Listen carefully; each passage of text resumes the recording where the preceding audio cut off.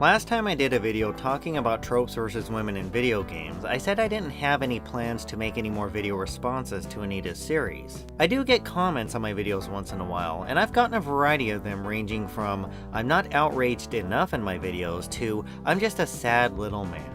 First thing I want to cover is this criticism of how I'm just a sad little man for making videos about Anita Sarkeesian. My experience has been that the people most likely to lash out at me over my criticism of Anita are the least likely to want a conversation about it, so I just shrug it off and move on. Now, Anita does have a few supporters who have criticized her and Jonathan McIntosh, and I'm generally not bothered by them as much. But there are people who produce content that frame Anita completely innocent of any wrongdoing, or as someone who never says anything wrong. That actually makes having a conversation more difficult, so let's just start off by leveling some more criticism at her work. I don't plan to go into the videos themselves, as I don't need to go that far to make my point.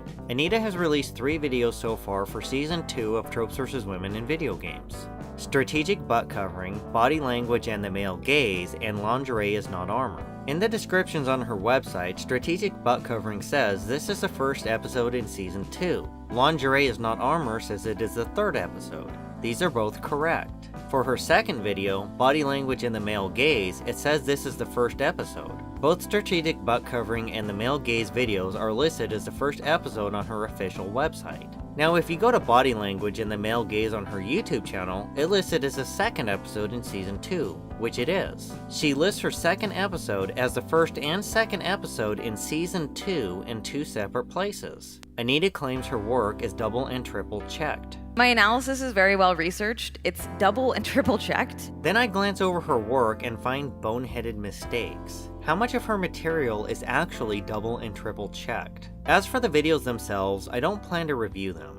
All I'll say is I agree with her on some things and disagree on others. Now, I know even experts can make mistakes, but back when I followed this stuff more closely, there were plenty of errors in her work that she had not gone back to correct. If Anita wants to frame herself as this person with flawless work that in fact has flaws, that is not my fault. As far as Jonathan McIntosh, I'm not going to spend a lot of time on him either. So let's just go back to March 13th, 2012. I found this tweet by Jonathan McIntosh. Been researching the history of female protagonists in video games for Femme Freak. It's honestly making me depressed for humanity. Anita's Kickstarter launched on May 17th, 2012. Jonathan was already researching for those videos 2 months before the Kickstarter launched. So it's obvious Jonathan was putting a lot of research into this project. Even though the project was supposed to be done by the end of 2012, the first video wasn't released until March 7th, 2013. That is almost an entire year that Jonathan McIntosh was working on this project up until the release of the first video. How does it take an entire year to release the first video? There are several YouTubers who produce excellent video essays on video games regularly, yet it took Jonathan McIntosh a year just to finish one. And how do your videos have as many errors as they have if your researcher was working on them for almost an entire year before you started releasing them? Now, I could go over other issues with Jonathan as a producer on this project, but I'd just be covering old territory that I've already dealt with.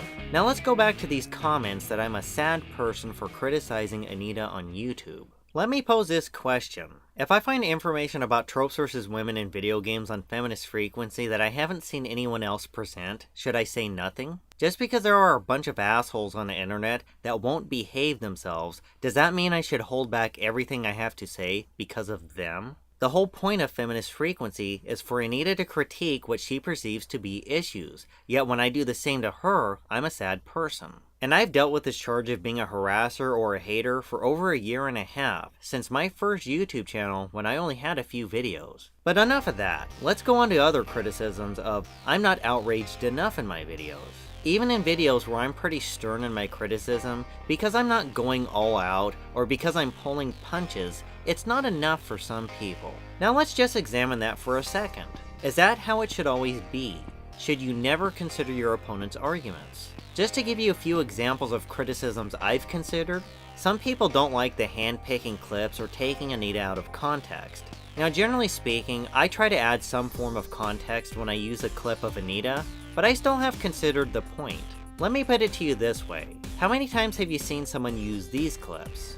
So it's not exactly a fandom. I'm not a fan of video games. I actually had to learn a lot about video games in the process of making this.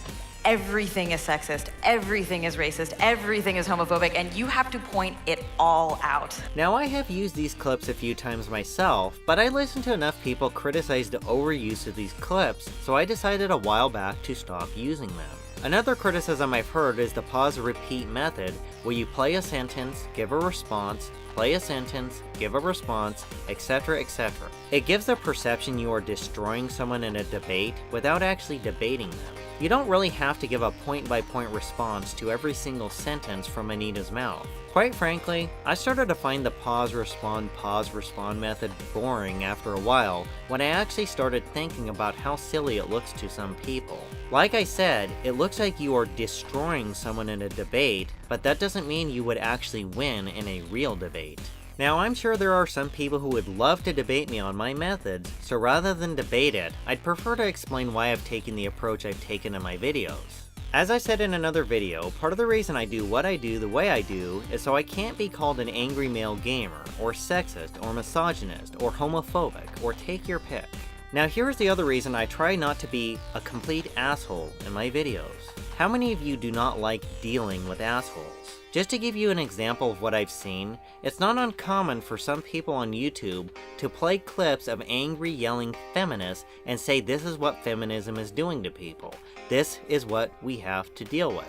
This is a problem with social justice. Now, I wouldn't entirely disagree with that. I think that is a problem. However, do you have any idea how many times I've seen Anita's critics post videos of themselves shouting, throwing out all sorts of vulgar insults? Why is it to be expected that a feminist or social justice warrior is supposed to be civil, but not yourselves? Where is the logic in that? Now, I've tried explaining this before, and I'm always met with people wanting to argue with me. I've also seen YouTubers say things like, if you don't like my content, then don't watch it. Don't get offended at what I say. Don't police my behavior. Even though they themselves criticize people's behavior, they don't want to be criticized for it themselves. The point I'm making is I see a bit of a double standard for who should or should not behave themselves, where the message has become more or less, if I'm right and they are wrong, then it doesn't matter how I act, or what I call them, because they are wrong. That is why I at least attempt to be more civil in my videos.